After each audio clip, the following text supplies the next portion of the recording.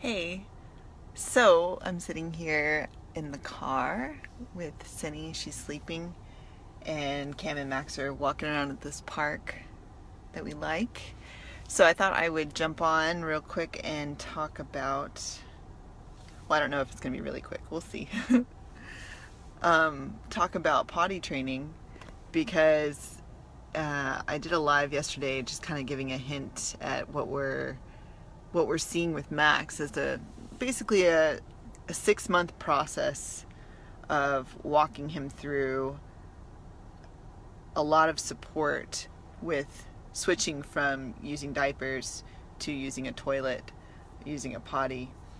Now, it may seem like, why does it matter? Like, what really matters? Like, if you get your kid to pee in the potty, like, it's not that big a deal. Even if you get it done in a week and you use rewards and candy and toys and gifts and praise and all this stuff, like, as long as you got it done, you got it done. You got the job done, right? So what does it matter?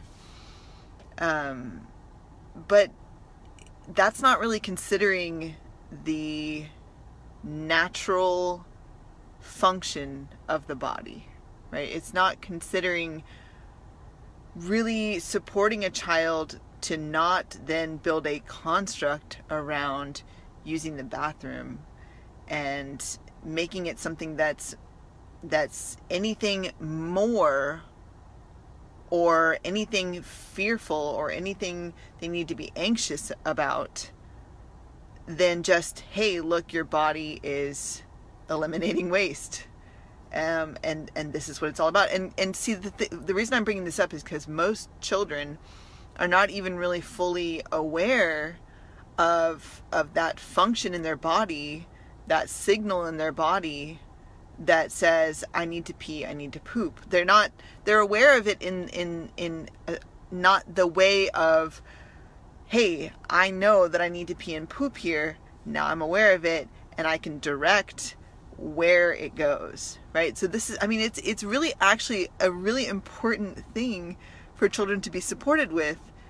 It's fundamental because it's something that as an adult you have to do multiple times a day, but we don't talk about this as adults. The fact that, like, you're going to be spending a lot of time in your life in a bathroom.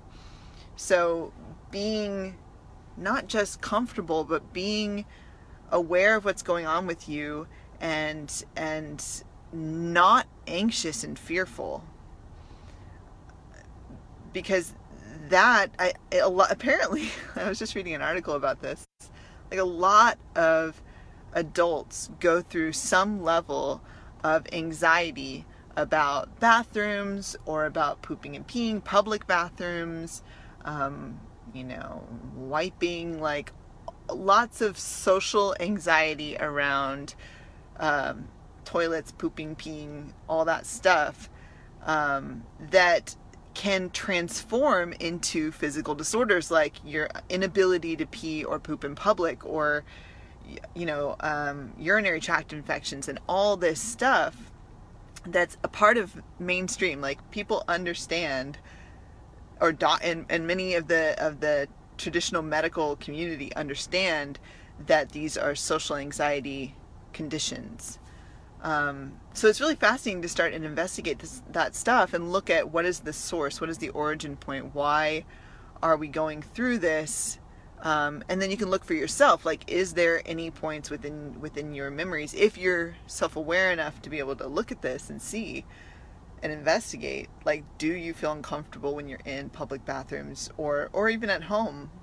Is there any level of uncomfortability there, or any memories that you have of uncomfortability when you were a kid that then kind of define your whole experience of being in a bathroom and eliminating waste, right? So also, apparently, well, anyways, parents need to take this into consideration. Whereas the starting point of most potty training programs that you'll see, if you go and Google and search and look online or talk to other people who've said, oh yeah, I got my kid potty trained, like, really super quick. It was really easy. You just have to do what I did. and you'll find out that it's a much different story than a lot of people say. It's not as easy as they said that it was. Where if you were actually in their home, like a fly on the wall, you would have seen the frustration and stress within the mom or dad around, like, making sure that the kids don't poop and pee on the rug, making sure that they that they make it in the potty every time they make a mess, that frustration within the parents, and being afraid of them going out in public and peeing on the grass or peeing on a car or something like that. Just that stress and anxiety that comes up within parents of not wanting to make messes. That's a big one for moms, right? And an embarrassment of doing things in public that are not socially acceptable. And really, one of the first steps for parents, if you want to support your child with this most fundamental, basic ability and social ability as well, of learning to eliminate waste on the toilet, it's just about correcting that point within yourself of, I have to remove all form of stress and rushing within my expectations of how this is going to go, within my expectations of how quickly it's going to happen, pain-free it's going to happen, emotion-free it's going to happen, all that stuff. You have to remove those expectations because they're not supportive. And it actually creates the stress and anxiety within your child because they're just absorbing things from you. So I was reading another article today from the American Academy of Pediatrics that was talking about how the most abuse, both physical and verbal, during childhood, the most abuse and trauma occurs during potty training. So just consider that. And the reality is, most of us as adults have been through some level of trauma around potty training, because it is one of the most stressful times during childhood. I mean, that's clear, right? I mean, you can see that too, obviously, but it's interesting to have, again, the traditional medical community agreeing on this, that it's a time when it's the most stressful, because it's very messy and it can take time. And it's also about being able to be here with your child and not rush and stress. And if you within yourself are not in that space where you have the ability and the time to sit with your child and be patient, then it's very challenging to encourage that point within them and to build up a point of stress and anxiety around using the toilet. So when it came to, for me and Cameron to support Max, we really looked at, I especially had to look at, because this was primarily my responsibility in the sense of I'm with Max all the time. I had to I had already been sort of used to his schedule in terms of, when he needed to do everything. But that transition out of diapers, and again, if you're watching this and you're not a parent, just consider that I'm speaking as your parent. See this as like how you would have liked to have been supported, right? Because again, this isn't just a topic for parents. You were potty trained in your life, and you have to poop and pee on a daily basis. So what I'm saying is not just selective information for a selective group of people. This affects all of us, every human being, right? Even if you're looking at training a dog how to poop and pee, it would be the same principles that I'm talking about here. So I had to look for myself specifically. For me, it was this point of not wanting things to be messy, having a point of like this pattern of irritation come up when an accident would be made, and supporting myself to look and really investigate what accidents are, like that concept of an accident, as if it's something that there was an intention behind it or something. Then that tends to be behind this idea of an accident when kids are potty training, is that they're like either doing it on purpose, or they should have remembered, or they need to remember where to go and all this kind of stuff. So again, for whoever is taking primary responsibility of supporting a child through potty training, or to learn how to use the potty, you have to investigate for yourself, what is it that I am holding on to in terms of any sort of fear, any sort of feeling of rushing, any sort of feeling like, and this is the big one that I see among a lot of parents, which I really had to deal with within myself, because I realized when I started working with Max that it couldn't be from a point of any sort of expectation that this was going to be done quickly. Because again, it may not.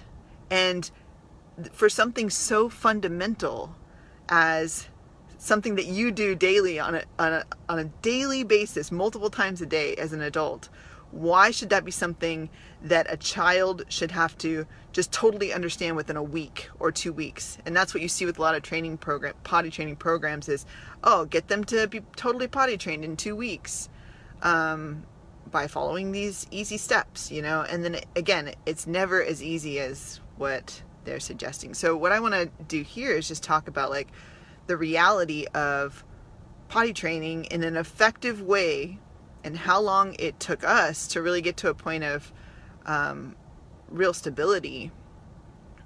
And just be real with you, because you should know what it really requires, and not this whole concept of like, hey, get it done quickly, which again, the short way is always the long way, in the sense that it has consequences to try to do things quickly when it's a skill that and it's a comfortability, and it's a social skill. It's a social level of understanding what's required in this world to keep things hygienic, to keep yourself healthy, and to be aware of your body. So that takes skill, and that takes patience on behalf of the person who is working with the child.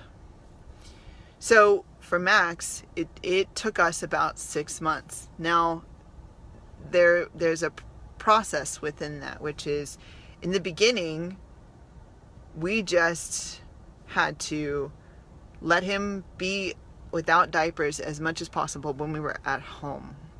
And that meant usually he was totally naked, because that's just like, you can't put pants on with a child who's really not fully aware of when they need to pee and poop yet. So this was just we went through a whole period of time where Max was becoming aware of his own need to pee and poop. So that meant we spent a lot of time outside. We have the luxury of having a backyard where he can go and be. Not everybody has that luxury. But what I'm talking about here is what I've seen has been best for a child. So we can look and start to investigate what would be best to have as a space for children as they're growing up in this age where they need to become able to use a toilet and transition from diapers to toilet. Now, just before I keep going, I had investigated using this point called elimination communication for Max when he was little. And I did a lot of thorough investigation on it before he was born, which was basically you support a tiny baby to become more aware of their need to pee and poop from the time they're born. And it's about the parent becoming in tune with the child and their schedule of peeing and pooping when they're really, really tiny baby. And just what I could see within that, and some people make it work for them just fine, but what I could see within that for me is that there were other things that I could see that I needed to focus on for myself, and that it created, and this isn't necessarily for everyone, but I could see in a lot of the women that were examples of doing this in their home, there was this facade of the fact that it worked really well and we're having this great time. But then when I would actually talk to them one-on-one, it was actually a lot of stress coming out of like, okay, constantly going to the toilet or getting peed all over, and just that being kind of a stressful thing that they had conditioned themselves with, and still experience stress, every time it would occur. So we decided not to do that with Max. We just used traditional diapers.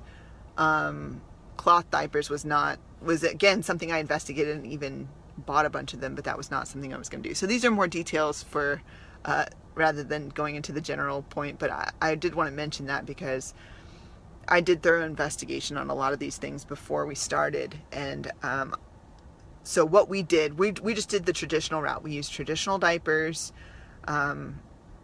And again, when Max was around 2, stopped wanting to wear diapers, we started allowing him around, or allowing, what I mean by that is not forcing him to wear diapers around the house, and just explaining to him now that when we would go out and leave the house, we would wear a diaper because it wasn't totally socially acceptable for us to, pee and poop in every environment that we were in. We weren't necessarily guaranteed a place where it would be easy for him to pee and poop just while we were out. That didn't happen all the time, but as he was growing to this awareness of, hey, I need to pee, hey, I need to poop now, now I need to find a place to do it. When we were out, we were going to wear diapers, and when we were home, we were not going to wear them as much as possible. If something kind of like exciting was happening at the house, like if somebody was coming over or something was occurring at the house where we weren't able to focus together totally, he would wear diapers. And again, I would explain to him what was happening. Throughout this whole process, it's been a point of explaining as much as possible, and really checking with it myself, does this explanation make sense or not? So we got to that point of just spending a lot of time outside. Okay, now the question that I've had other moms ask me was, okay, did you have pee and poop on your floor? Like, did that occur? And there's this fear within moms of like, I'm gonna have to clean up this stuff, and like, I would prefer it not to be this way, but just realize it's such a short period of time where you're gonna have to clean things up, right? And the more you become in tune with your kid, and the more you just release a lot of that stress and anxiety that you would be projecting onto your child if you tried to make everything happen quickly, if you instead just give yourself space and time and just realize, yes, you're going to have some pee on the floor. If you can arrange things in your house so that it's easy to clean up, that would be best. Again, a good reason we picked a house that didn't have carpet all over the floor, just because like that, it made a lot of sense just to be able to clean up easily. But it really wasn't that. It's always more in our mind, this concept of, oh, it's going to be a terrible mess, and it's going to smell terrible in my house, and all this kind of stuff. It's always worse in your head than it is in practical reality, in real reality. So we went through a whole phase of that, and then we started introducing the potty, and just making it something where we explained what it is. We let him see that we use the toilet, and this is what we do. And I would tell him every time I would go use the toilet and say, like, here's the toilet, here's the flusher, you see the water in there, you see that it goes down the pipes, here's the toilet paper, here's what it's used for. And then just explaining that often so that he would be able to see everything. And then he got to a certain level where, as we were using Technotutor with him more and more, we could integrate the words like potty, toilet, paper, pee, poop, those kinds of words, and support him within, so that he could understand even better when I would explain things. He could absorb the different contexts and absorb the different, practical definitions of those words that we were bringing through. And so that when I communicated with him, there wasn't any sort of resonant, emotional meaning to any of these words. So I had to clear up the words too. Everything that I do with Max, with TechnoTutor, I support myself with those same words to clarify for myself, and then write out if there's anything that I see come up, like a memory of my own toilet training process, or a memory of anxiety around any of the words that I bring up with him. I do self-forgiveness and self-correction on that as well. So yeah, okay, so then we got to a point where he was starting to sit on the potty. And again, I didn't force. I would just ask sometimes, like, hey, would you like to sit on the potty, or do you want to go outside? It's easy. And again, there's another point where, oh, I'm afraid of letting them go outside because they're just going to always want to go outside. That didn't occur for us. Like, it's a fear of some imaginary consequence that you think is going to happen, but really you should just drop it and just go with what makes sense, right? So it made sense to let Max have that space to be outside and, again, become aware. And he would start to be aware of when he would poop and pee outside and want it cleaned, like want himself cleaned off. So then he started to see, okay, sitting on the potty, I can actually keep things more clean generally. So yeah, then he started kind of using the potty on his own, and he would still use outside and use the potty back and forth. And then we got to a point where he stopped wanting to wear diapers when we would go out in public. And again, that was a really challenging point for me too. And again, I know it seems like, oh, it seems trivial, but it's really not. It's really not, because I can guarantee every mother is going through this point, and they can suppress it all they want, but it's there. And so for me, I really had to do a lot of self-forgiveness on this concept of public shame or not being a good mother because I allow my child to like pee on a tree while we're out or something like that. And it's like we could joke about it, or we could really deal with the fact that you're actually feeling shame, or feeling like I'm doing something that's wrong, or blah blah blah blah blah. Because as an adult, you can't just go and piss on a tree, or poop in the grass or something like that. So with Max, we didn't force him. I did the best that I could to support him to see the ease of pooping and peeing at home, and how when we go out, we're in public restrooms, and if there was any sort of fear of a public restroom, I did not force him to go in there. I did not force that point at all. So sometimes we would go into the bathrooms together, and then he would use the public restroom, and that was something that, again, no force. If he wanted to be out of there, we would go out of there. And a lot of times I would just bring him in there with me so that he could just kind of see, like, this is what I do when we're out. Yeah. And then, but again, I focused more on, let's make sure we poo and pee before we go. This is why. And again, not forcing, just encouraging and supporting and communicating with him why we were doing what we were doing. So now, and again, that's a 6-month process. So did we have incidents or moments where he would pee when we were out in public? Yeah, you bring extra clothes with you for yourself and your kid, and bring wipes and bring diapers if you want to bring them with you. But it's not a big deal at all. Nobody cares. I mean, people could care, but we never had anyone say anything to us. And again, I could see within myself not creating that point within myself of anticipating someone saying something. Like, I really had to let that go of having this idea that, oh, what am I going to say if somebody says something to me? Instead of doing that, just what I did is just like let go of that thought, let go of the imaginary scenario in my mind. You could play it out for yourself, but then let it go, or play it out and use that to look at self-forgiveness for yourself of like, okay, I imagine that someone's going to come up to me and say something, and you can use this for a lot of things, but you can use it specifically for this point of public shame. And then just realize there's a practical reality, and really we should structure this world to support young kids to go through this process. Like public bathrooms are not set up to support young children.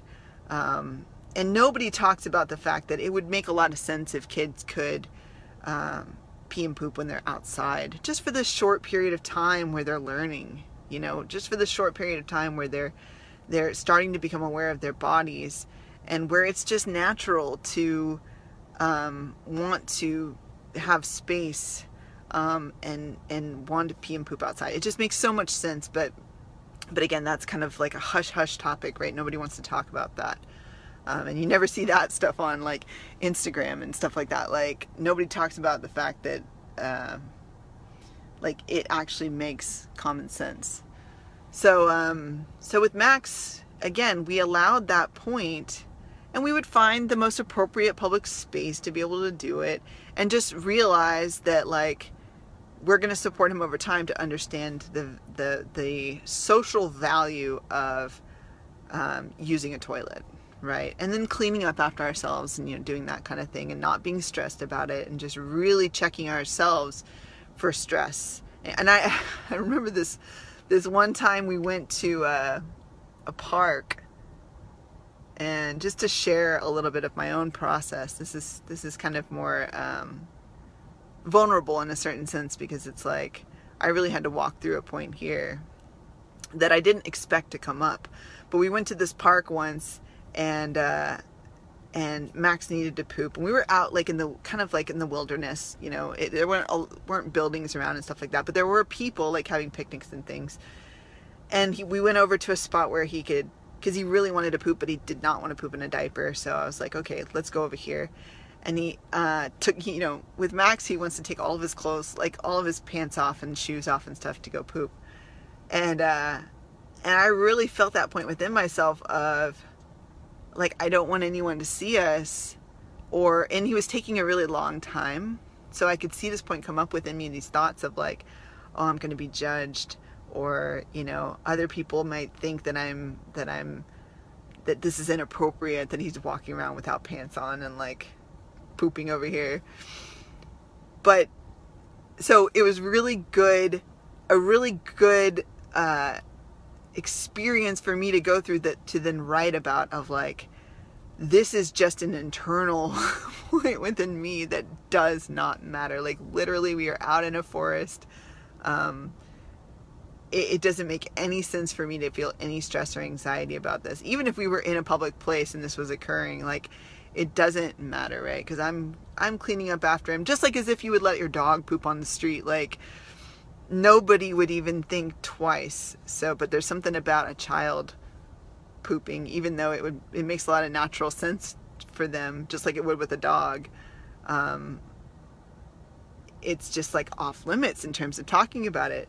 So it was really cool for me to walk through that and to just really flesh out and write out, what is it about this that is creating this point of public shame within me? Because I don't normally generally experience a lot of public shame, but this point brought it up. So it was really cool to write it out.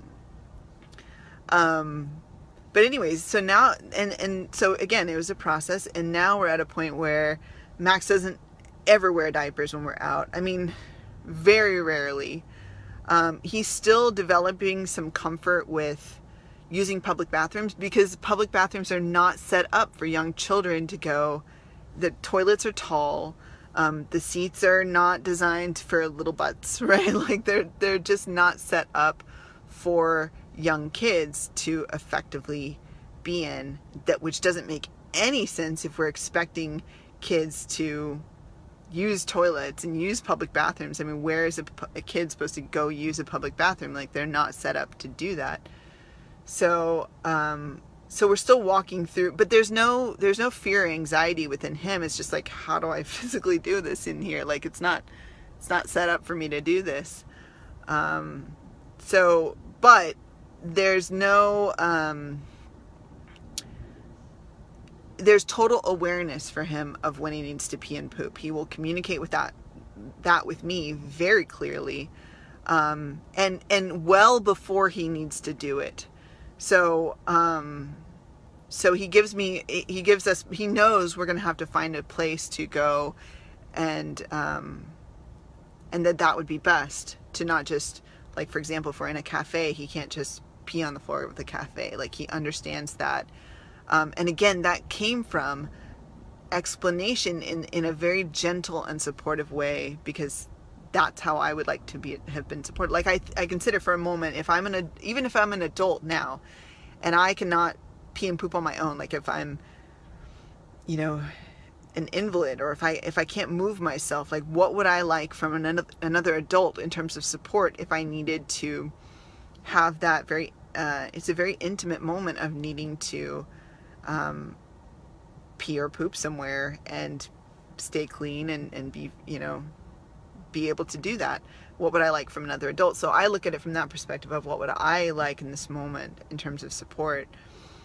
And it's really developed a lot of trust with him and I, and Cameron as well. I mean, Cameron and I have been on board this whole time, and it's like, it's been a really cool process for me to walk through, because I'm also facing and eliminating any and all of my any little, I wouldn't say I had like a complex around or of social anxiety around pooping and peeing, but it's in public and things like that, but it's there as like a little thing in our society, in most of our minds. And so it's been really supportive for me to walk through this process with him, because it's really supporting me to delete that program, or to delete any little remaining threads of fear or anxiety around it. And again, was it quick? Was this whole process quick? Well, it took 6 months. I mean, it took 6 months to get to a point where we're really consistent now. I wouldn't say we don't have any accidents, right? That doesn't occur, and he can do it pretty much totally independently on his own. And like I said in my other video, now when we're at home and we're in a space where everything's set up for him to use the toilet effectively, he'll use the potty, wipe himself, clean the potty off in the sink by himself, wash his own hands, dry his hands, and then come explain to me, if any water spilled on the floor or something like that while he was cleaning things, he'll come and tell me, or he'll even dry it up himself. I mean, and again, this wasn't coming from a point of me standing in the bathroom going, you need to clean this up now, you need to do this now, you got to do this. Like, it would just be a point of, sometimes I would sit in there with him, we would joke around and talk a bit, and then I would say, okay, the next thing you would do is, or I would say, I can do this for you, I can, dump this for you. And then he would just see me doing it and start doing it for himself. So a lot of explaining, a lot of demonstrating, a lot of support, a lot of patience, and a lot of just consideration for what I would like for myself if I were in a situation where I didn't understand the social rules that we have. I didn't understand, why we would even use a toilet. Why can't I just go pee and poop wherever I want, like, so if you provide that support, your child will have a foundation not only of trust in you, but of trust in themselves, that they can see what's best for them, because you're having the level of patience that is required to establish that foundation, and that requires self-work. And so if you want to just do this quick, like, I mean, nobody can force you to do it the most effective way, but if you're just trying to get it quick with no messes and stuff like that, just realize there's a consequence for that. There's a consequence for just trying to make things move quickly and trying to use fear and control or reward and punishment for supporting your kid to do this most fundamental thing that they need to be able to do for the rest of their lives. So think about it. If your child lives to be 85, 95, and you just took the 6 months or a year or whatever it took to support your child to be able to eliminate waste effectively and in a way that's the most appropriate in our social world without fear and anxiety, wouldn't that be worth it? I mean, what is 6 months out of a lifetime? It's like nothing. And it's nothing out of your lifetime either as a parent.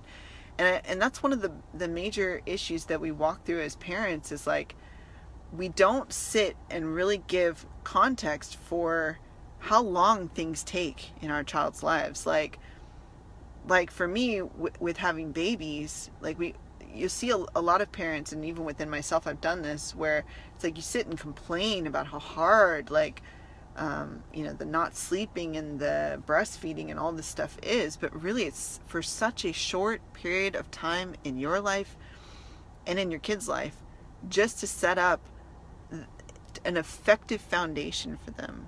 So when you're trying to rush things, like you're trying to get your kid to sleep in a crib, and you're trying to get them to ride in a stroller effectively, or you're trying to get them to walk and crawl like sooner and quicker, it's like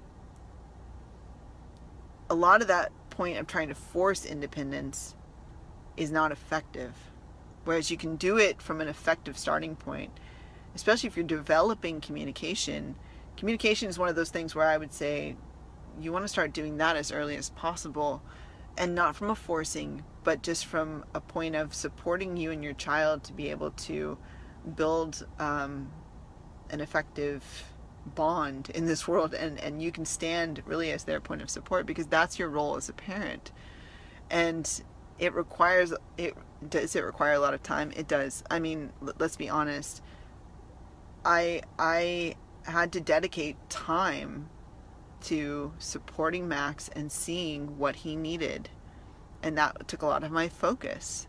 And that's why when kids are under 2, I would say, or really, I mean, again, this has been a process from 2 to 2.5, it would be best to have a person focusing on them, because again, it's such a short period of your life that sets them up for the rest of their life, and makes it so that they're effective and they're supported much more effectively than you were. So it's not a sacrifice, right? It's something that you're creating. You're helping create another being. So if you see it as a sacrifice, that's a problem, because within that decision of I'm sacrificing my time just to support to support my kid to poop and pee. Let's just get it done in 2 weeks and get it done with, so I can get back to what I was focused on over here. You create a consequence, and you actually break a point of trust, because your child is dependent on someone to support them. Remember, they're coming into this world with essentially nothing. They don't know. They don't understand. Society is something that's they're totally oblivious to. So you have to support them, not from a point of fear or anxiety, but really from a point of understanding how the world works, what things can even be better in this world, where our society lacks. Like, for example, I was talking about with the public bathrooms, they're not structured to support young kids, and Max and I talk about that, of like the things that would be better in a public bathroom to see that we don't see here. How we could set it up in public spaces like we have it at home, where it's comfortable and supportive for them. And again, why is it important for kids to be able to see these kinds of things as you're walking with them? Is because they're the ones who are going to shape our world in the future. So if we're just forcing them into things, they're not going to fundamentally see the reason for why anything should be changed in this world. And when they become an adult, they would totally forget what it's like to be a kid. And that is really screwed up, because that little switch that occurs, right? It just creates this whole cycle where we're just recreating all the things that are so fucked up in our society that don't support each individual human being and our community as human beings effectively. So that's why, again, it seems like potty training, no big deal, but potty training is a very fundamental part of being a human being. And you can do it from a point of not training like you would typically think of training, but supporting a child to understand why to use the toilet, why that's a part of our society, and the social rules around that are currently in place, and also starting to look and investigate at how we could change things for kids to be more effectively supported. So it's a big role as a parent, and you can take on that role, and you can be really creative within it. And it's like, that is so fun when you can drop all the fear and anxiety, or like feelings of being claustrophobic within, like feelings of being shut off from the world as a parent. That's really easy to go into, like a mental idea of, I'm not getting to be fully expressive as a parent because I'm just sitting here with my kid. But there's so much expression that you can have as a parent. There's so much creativity you can bring to the table, and you really dive deep into yourself as to all of your own fears and anxieties and stuff that you're actually giving that stuff to your kid, instead of correcting the points within yourself as they come up, and even before you have kids, but also if you have kids, as those points come up within yourself, correcting them, so you gift your child an effective mother and father in the same way that you would have wanted, right? In the same way that you would want an adult supporting you even right now to walk through your fears and anxieties. You can give that to your child so that they don't have the fears and anxieties that you have as they get older. They just have a clean slate, and they can move and express and build and create in our world, and create a world that's more effective for all of us. So yeah, if you are supporting a young person to walk through toilet training or any other specific parenting point, and you have any questions for me in terms of any more details that I didn't discuss here, or any issues or problems that you're having, let me know. Send me a message. I'd be glad to support. And any other parenting stuff that you're interested in, if you're interested in any other topics or questions or anything like that you'd want me to do a video on, I'd be glad to. So yeah, anyways, let me know in the comments if that's, or you can message me if you want it to be anonymous. So yeah, anyways, that's it for the potty training thing. If you want more clarification, let me know. But yeah, all right, see you guys.